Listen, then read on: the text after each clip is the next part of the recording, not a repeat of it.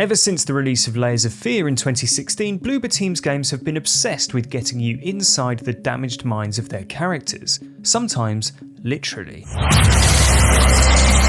This kind of psychological horror has become Bloober Team's calling card, and just this week, Konami announced Bloober would be developing the remake of Silent Hill 2, giving them a chance to bring the horror classic to a new audience. However, their games have also attracted criticism for their sometimes troubling messaging around trauma and mental health. So what can we expect from Bloober's reimagination of Silent Hill 2? Well, whether it's through the sci-fi setting of Observer or the supernatural mindscapes of The Medium, one thing is pretty clear.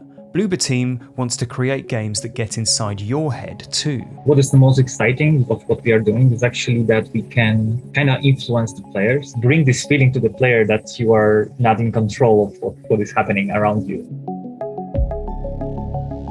If there's a common thread across Bloober Team's games, it's their emphasis on the psychological roots of horror. Bloober's games tend to draw influence from the internal struggles of their characters to create disturbing and unsettling horror experiences. I spoke to Mateusz Lenart, lead director of the upcoming Silent Hill 2 remake, a few weeks prior to Konami's announcement. Mateusz joined Bloober Team just as they began work on what would become Layers of Fear, their first horror game, and took inspiration from films that explore the dark side of the human psyche. Movies like Seven, Silence of the Lambs, The Shining was something that was like big inspiration for me. As you can see, we don't create like the gore type of games, right? So I think those influences that me or my team has also are in line with that, right? We don't want to, create a blood splatter on the screen. It's not how we are working. We are mostly creating an atmosphere and psychological backgrounds for the players to be afraid of. Though the settings may vary across Layers of Fear and its sequel, Blair Witch, Observer and The Medium, Bloober have stuck rigidly to this subgenre for the best part of 10 years, with each game aiming to draw you into the discomforting psychology of their protagonists. Psychological horror is a subgenre that you could argue has been underserved by games since the flatlining of Konami's horror flagship, so perhaps it's no surprise that Bloober Team were picked to remake Silent Hill 2,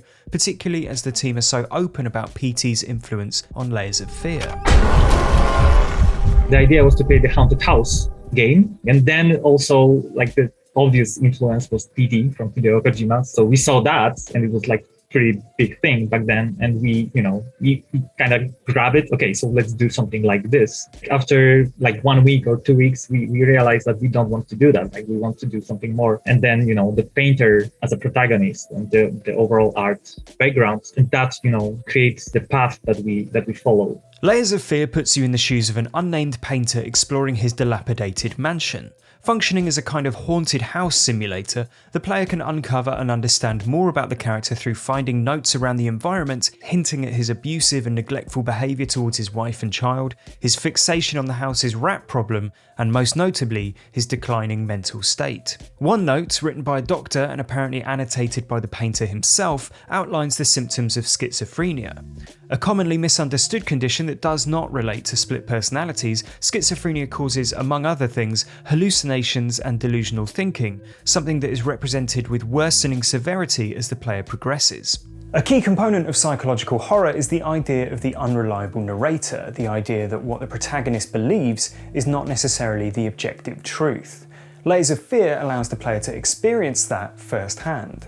As the painter slips deeper into psychosis, the symptoms of his condition begin to play out in increasingly vivid and unsettling ways, most notably through changes to how he perceives the environment around him. I think the big game changer for us in the first Layers of Fear was actually this concept of constantly changing environment around you. And it was something that, bring this feeling to the player that you are not in control of what is happening around you. And we tested for the first time. It was like, whoa, like this is something new. Like this is something very, very cool. We are like very nitpicking about the environments that we are creating. And a specific character helps a lot because, having a painter, many doors are just open for us, how the painter could see the world. The result of this is a nightmarish trip through a world that seems to be drawn from the unique psychological makeup of the protagonist, much as we see throughout the Silent Hill franchise and particularly with Silent Hill 2's James Sunderland. However, unlike those games, Layers of Fear features very little of the survival mechanics you might expect from a traditional horror game. There is no combat, and though you can die at the hands of the game's monstrous entity, the actual penalty to progression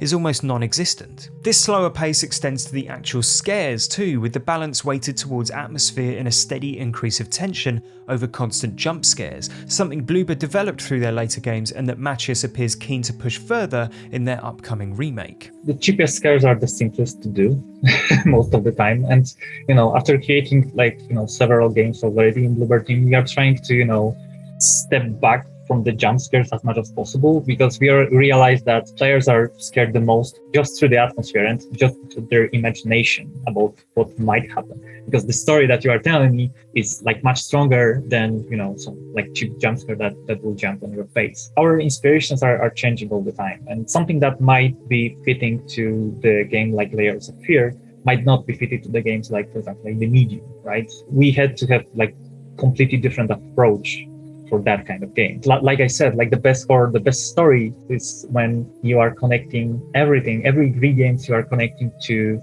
the actual topic that you are talking about.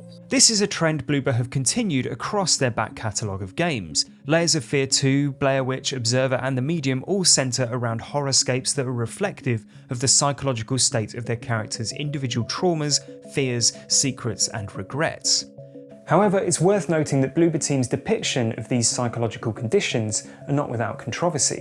Layers of Fear essentially suggests the painter's schizophrenia has turned him into a monster, and some have accused Bloober's most recent game, The Medium, of promoting damaging stereotypes about survivors of trauma and abuse. In The Medium, monsters are created in the spirit world as a result of traumatic events, with the most severe traumas creating monsters powerful enough to possess people in the waking world. Some have suggested the game's message that you can't always save everyone paints survivors of severe trauma as beyond help, an obviously inappropriate and damaging message to be communicating when dealing with the kinds of topics the game addresses. Similar criticisms were levelled at another title, Blair Witch, the story of which deals with PTSD and suicide with similarly bleak outcomes. Bloober team are hardly alone in creating psychological horror art that attracts controversy. However, it's still important to portray these issues in a considerate way and allow players to inhabit characters struggling with their psychological health in a way that doesn't stigmatise real-life conditions and experiences through harmful stereotypes.